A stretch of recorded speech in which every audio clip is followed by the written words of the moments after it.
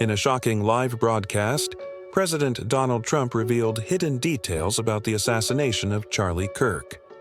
The new claims hinted at deeper conspiracies and unanswered questions, leaving the studio and the nation stunned. Emotions ran high as viewers realized this moment could change everything they thought they knew. The cameras rolled, and the room fell silent. Just hours after the assassination, millions of Americans, still grieving, leaned closer to their screens. At the center sat President Trump, the 47th President of the United States. His expression was stern, his eyes intense. Skipping any formalities, he began. "Tonight, I will tell you what the media won't. The truth about Charlie's death. Truths that will shake this nation." Gasps echoed across the studio. An anchor's pen snapped in her hand. Producers exchanged nervous glances. This was no ordinary speech. Trump leaned forward. This was not random. Charlie was targeted, and the truth about who fueled that hatred must be told. Across the country, families sat frozen in their living rooms. Students who once heard Charlie speak clutched their phones, trembling. The broadcast had only just begun, yet everyone knew something far bigger was about to unfold. Trump's voice grew sharper. Charlie Kirk's killer, Tyler Robinson, was not alone in spirit. His family had already reported him days before the shooting. They saw his hatred grow, his radicalization online. The words hit like thunder. Viewers couldn't move. Then Trump's tone hardened. "Let me be clear. The problem is not on the right. The problem is on the left. Our flag, our country. When you hear voices cursing it, that comes from the left, not the right." Uneasy murmurs swept through the studio. The anchor beside him shifted, realizing the president had just drawn a sharp line. Across America, people wept. Mothers held their children close, whispering prayers. Veterans saluted their screens with trembling hands. Students sat frozen, remembering Charlie's words about hope and the greatness of America. Trump's voice cut deeper. "The FBI is already investigating these groups, and tonight, America needs to know. This is bigger than one young man with a gun. This was fueled." The broadcast felt like history unfolding live. The camera zoomed in as Trump's voice slowed, heavy with purpose. "There are many on the left already under investigation, and I promise you, they will be exposed." Gasps filled the air. Some covered their mouths, others wiped away tears. Anchors sat frozen, their notes forgotten. Trump's voice cracked, not with weakness but with grief. Charlie Kirk was only 31. He stood for God, for family, for America. And for that, he was taken from us. Grief spilled into the streets. In Utah, students gathered outside Utah Valley University, holding candles as tears streamed down their faces, phones glowing with the live broadcast. In a small Ohio diner, elderly couples cried into their coffee, whispering, "Why him?" Then Trump's tone hardened again. They thought silencing Charlie would silence the truth. But they are wrong. Tonight, the truth is rising. The nation trembled. The grief was unbearable. Yet something stronger began to grow. Resolve. Trump's words pressed down like a storm cloud, leaving even seasoned journalists shaken. One anchor glanced nervously at her co-host, but neither dared interrupt. Trump leaned closer. Tyler Robinson, the man arrested for this brutal crime, did not reach that point on his own.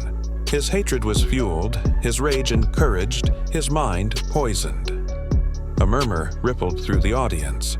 Someone whispered a prayer. Their trembling voice caught faintly on the microphones. Another clutched a small American flag to their chest as tears streamed down. Trump's gaze hardened. America must see the truth. These communities that spread hatred are not random. They are organized. They are praised by those who call themselves progressive. But what they spread is destruction. In living rooms across the country, televisions glowed like altars of truth. Families sat frozen as his words cut deeper. The realization spread. This was not just about one man with a gun, but about a culture of hate festering in plain sight. The cameras briefly caught a young woman in the studio burying her face in her hands, her sobs breaking through the silence. That image flashed across America, shattering millions of hearts. Trump pressed on. Charlie Kirk was more than a voice. He was a son, a husband, a friend, a fighter for this nation. His death is not only an attack on his family, it is an attack on America itself. In Utah, at the university where tragedy struck, students gathered around candlelight, listening to the broadcast on their phones. Some knelt on the grass, tears dripping onto the ground where Charlie once spoke. In small-town diners, church halls, and city apartments, people wept as though they had lost a member of their own family. Trump's tone softened. To Charlie's family, I want you to know this. Your pain is America's pain, and your grief will not be ignored. The nation felt its heart break. The pain was overwhelming, but the unity it sparked could not be denied. Trump's voice then hardened, slicing through the emotion. We must be honest. The poison that killed Charlie came from the left, not the right, no matter what some may claim. Gasps swept the studio. Anchors lowered their eyes as America leaned in closer. Trump's hand struck the desk for emphasis. When you see agitators, when you see the ones who burn our flag and spit on this country, that is the left, not the right. The audience stirred. Some nodded with tears streaming, others wept harder. Across the nation, veterans clenched their fists, mothers whispered to their children, and fathers muttered prayers for strength. Then came Trump's piercing words. This was not just a crime. It was an assassination fueled by ideology. And tonight, America will no longer pretend otherwise. The silence that followed was heavier than thunder. People understood. This was only the beginning. Trump's voice grew darker as he revealed more. Tyler Robinson was only 22, but his hatred didn't appear overnight. His family saw the change. They warned authorities when he began raging against Charlie Kirk. They saw his heart turn bitter. The studio fell still. One anchor swallowed hard, her eyes glassy. Trump pressed on. Robinson spent hours in radical online communities. These weren't debates. They were echo chambers of hate. Groups that glorified violence against conservatives and mocked the values Charlie lived for. Gasps spread through the audience. Across the nation, parents held their children tighter. In Utah, families who had heard Charlie's last speech cried as though the wound had just reopened.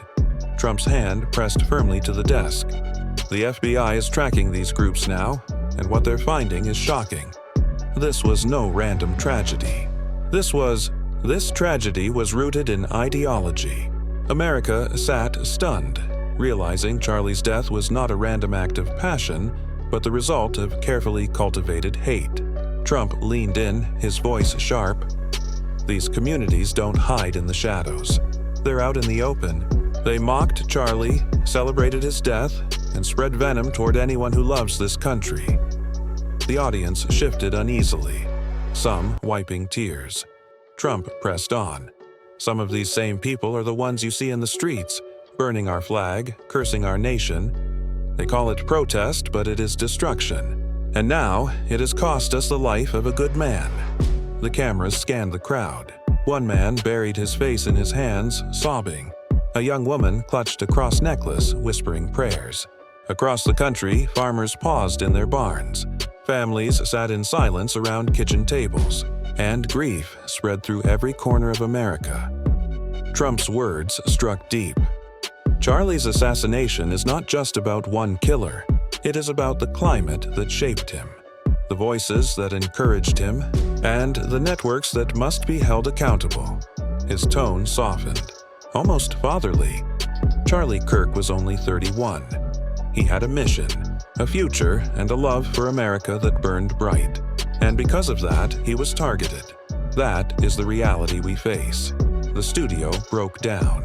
A faint sob carried through the microphones, reaching millions of homes, the sound of a nation's heartbreak. Trump's voice cracked with grief but stayed steady. This was not just a tragedy. It was a wake-up call. If we do not confront this poison, we will lose more voices, more Charlies. In living rooms, tears fell freely. In churches, pastors stopped sermons so their congregations could watch. In diners, conversations halted. replaced by the quiet weight of sorrow. People held hands across tables, united in sorrow. Trump lifted his head, eyes blazing with resolve. Make no mistake, Charlie's voice will not be silenced. His death will not be in vain, and America will not bow to those who hate it. The nation trembled, caught between grief and strength. As his words sank in, Trump adjusted his papers, though it was clear he wasn't reading. His voice was raw, unfiltered. The FBI has already begun tracing Robinson's online activity. What they've uncovered is horrifying. Forums, chat rooms, entire groups that encouraged violence against conservatives, mocking Charlie long before his life was taken. Anchors exchanged uneasy glances as the air in the studio grew suffocating. Trump pressed on. In these spaces, patriots are called enemies. They cheer when our flag is burned. They wrote that people like Charlie deserved what happened. This is the sickness growing in homes across America. Jaws dropped. Parents thought of their children scrolling through dangerous feeds. In Utah, near the site of the assassination, law enforcement officers watched in their break room, some shaking their heads in anger, others lowering their eyes in sorrow at the hate allowed to spread unchecked. Trump's tone cut like steel. This is not protest. This is not freedom. This is radicalization, and it is being investigated right now. The cameras panned to the audience. A mother, holding a folded American flag, wiped her eyes with trembling hands. Beside her, a young veteran sat stiff, his jaw clenched, eyes red. Trump noticed, his voice softening. I see the grief in this room, and I feel the grief across our nation. Charlie Kirk was a son of America, and his loss belongs to us all. The words were simple but pierced through hardened hearts. In a small Texas church, families gathered around a projector, children leaning against their parents as tears streamed. In Florida, an elderly couple clutched each other's hands so tightly their knuckles turned white. Trump paused, lowering his gaze. Charlie's death should never have happened, but it will not be ignored, and it will not be forgotten. The nation wept, not only for the man they lost, but for the future they feared their children might inherit.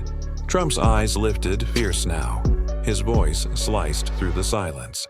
Look at the agitators. Look at those who speak with hatred about our country, who burn our flag, who curse our history, who spit on the values that made us strong. That poison comes from the left, not the right. Gasps swept the audience. Some clutched their chests, others whispered prayers. Across America, families sat frozen in their living rooms. Even some who once doubted Trump felt shaken by the raw force of his words. These are the people, he continued, who set the stage for Charlie's death. They created the climate where hate is praised and violence is justified. And let me tell you, many of them are already under major investigation. The anchors struggled to breathe. The audience sobbed louder, grief mixing with anger. It felt as though America itself was on trial, its soul exposed to the world. The studio lights flickered, unnoticed. Every eye was fixed on the president. Trump leaned in, his intensity commanding silence. Tyler Robinson didn't grow up hating America. He was pulled into it, pushed by voices that glorify violence, that teach young people to despise their country and those who defend it. The crowd shifted uneasily. A woman whispered, "That could be my son." A man clenched his fists until his knuckles turned white. Across America, living rooms fell quiet. Parents looked at their children with fear. Students who had once admired Charlie sat in silence, eyes brimming with tears. Trump's voice grew sharper. This is why we cannot be blind. Charlie's assassination was not born in isolation. It was nurtured by the poison of ideology. The truth cut deep. This was more than a broadcast. It was a mirror held up to a nation in danger. Trump paused, letting the tension linger. Then, with a softer voice, he said, "I remember Charlie. I remember how much he loved this country. How he they urged young people to believe in America's greatness again." Tears flowed openly in the studio. A college student in the audience who'd been at one of Charlie's campus rallies last year covered her face and sobbed. Across the country, memories flooded back. Parents recalling Charlie's talks about faith and freedom. Students remembering his fire, his boldness, his stubborn hope. Trump's voice grew low and heavy. They thought they could silence Charlie with a bullet, but tonight his voice is louder than ever. His death will echo across this country and remind us what's at stake. At a vigil in Utah, hundreds stood with candles watching the broadcast. When those words played, the crowd broke into tears and applause, as if Charlie were speaking again through the grief of a people refusing to forget. The president's tone then hardened with resolve. Now America must hear the truth. Many on the left are already under major investigation. Gasps swept the studio. Anchors stiffened. Trump stared into the camera, his message direct. These aren't rumors, these are facts.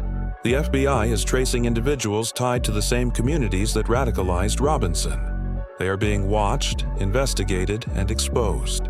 Families trembled in their homes. Some cried in relief that someone was finally naming it aloud. Others sat frozen, horrified that the hatred they feared was more widespread than they had thought. In an Ohio diner, an elderly veteran slammed his hand on the table and whispered, "Thank God someone is fighting for us."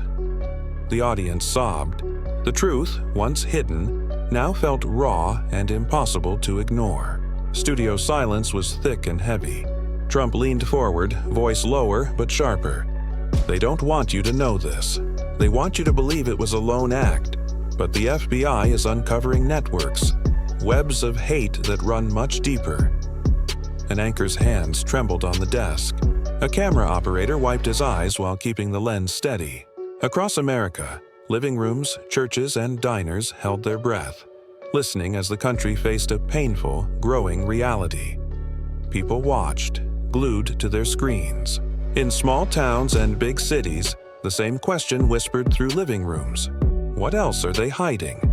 Trump's voice stayed calm and firm. "The problem isn't the patriots on the right," he said. "It's coming from the left, the agitators who shame our flag and mock our nation. They're under scrutiny, and they know it." His words hit like a storm. This had become more than Charlie's story. It felt like a test of America itself. He paused, eyes softening. "I spoke with people who knew Charlie. Every story pointed to the same thing, his love for this country and for others." The audience broke down again. A man in the front row whispered through his tears, "That could have been my son." In Utah, neighbors gathered around TVs. An older woman who'd known Charlie as a teen choked out that he'd always been kind and full of a smile. Trump carried that sorrow outward. Charlie stood for hope when many had lost it, and he paid the price. This loss wasn't just the family's to bear, it belonged to the whole nation. For a moment, the broadcast felt less political and more like a shared funeral. Then came a pledge. "We will keep Charlie's work alive. His mission won't be silenced. America will be stronger because of him." Trump's tone hardened again. The investigation showed this was no accident. These groups stoked the hatred that led to Charlie's death. The studio gasped. Anchors exchanged stunned looks. Trump leaned in. "Some of these same voices are the ones you've seen rioting in the streets. They are agitators, not patriots. They called them destroyers, people who hate our country, and now they're the focus of major probes." The cameras found the audience again. Men and women holding each other, quiet sobs and soft prayers leaking into the broadcast. Across America, sorrow mixed with a burning resolve. Mothers wept for their kids' future. Veterans tightened their jaws, vowing to stand firm. Trump's voice rose. They tried to silence Charlie. Instead, his death exposed their plan. The country is awake. The revelation landed like a bolt of lightning. This was more than mourning. It was the start of a reckoning. He steadied his hand on the podium and warned that investigators were finding a network, not a lone attacker. Groups that cheer when America weakens and celebrate when patriots fall. Anchors went pale. The cameras closed in on his determined face. In the days before the killing, he said, online posts praised violence. Coordinated, amplified, not accidental. "The FBI is tracking every lead," he added, and the studio reacted as if the ground had shifted. A woman clutched her purse, others murmured prayers. Across towns and cities, people exchanged looks of shock and resolve. "This isn't protest," Trump said. "It's sabotage, hate dressed up as activism, and Charlie paid the price." The broadcast cut to Utah. A vigil outside the campus, candles trembling in the night as students wept and prayed. A father came forward, voice breaking. "Charlie gave my boy hope. Now my son asks, why would anyone want him dead?" Back in the studio, Trump's face tightened. "That father's grief is all of ours. Charlie was killed for standing for what's right." The audience sobbed aloud. An anchor covered her mouth to hide a sob. The nation listened, stunned and searching for answers. In living rooms, parents pulled their children close, whispering promises to protect them. Across towns and cities, people bowed their heads for a man they'd never met but felt they knew. Trump's words hit hard. "We cannot let Charlie's death be in vain. His message must live on." His voice grew heavier but unshaken. And here is what America must hear tonight. This is not about one radical or one online post. A large number of people are already under investigation. The studio gasped. Anchors leaned forward, hanging on every word. "These aren't just nameless people behind screens," Trump continued.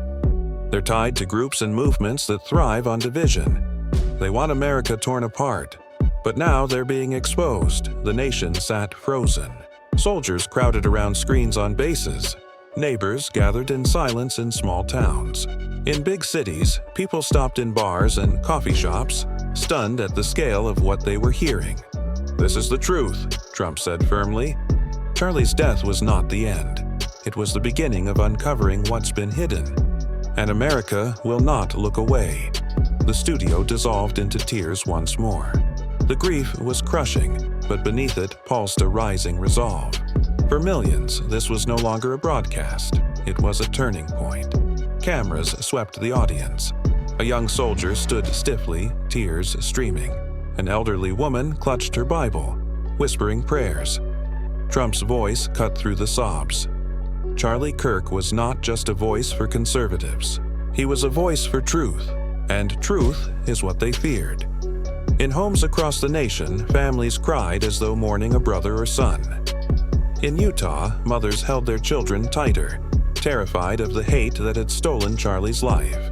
On farms in the Midwest, men wiped sweat and tears from their faces as radios carried Trump's words. "This assassination," he continued, "this wasn't just an attack on Charlie. It was an attack on everyone who loves America. And that is why it must be exposed, no matter how dark the truth is." The cameras lingered on the anchors, their faces pale, streaked with tears. For once, the news wasn't commentary. It was grief unfolding live before millions. Trump leaned forward, his tone grave. "The FBI reports are clear. Robinson wasn't alone in spirit. He was fueled, encouraged, and cheered on by groups that despise America's flag, faith, and freedom." The studio gasped. Some shook their heads, others buried their faces in disbelief. Trump pressed harder. "When you see the agitators, when you see those who burn our flag and spit on our country, you see exactly where this hatred comes from. That's the left, not the right." His words hit like a hammer. The audience sat frozen, unable to deny what they felt. In small towns, pastors stopped prayer meetings so congregations could watch. In cities, workers crowded around breakroom TVs, hearts pounding. Trump's eyes hardened. And here is the truth. A large number of people on the left are already under investigation. These are not rumors. These are facts. The nation held its breath. The scale of the revelation was more terrifying than many had imagined.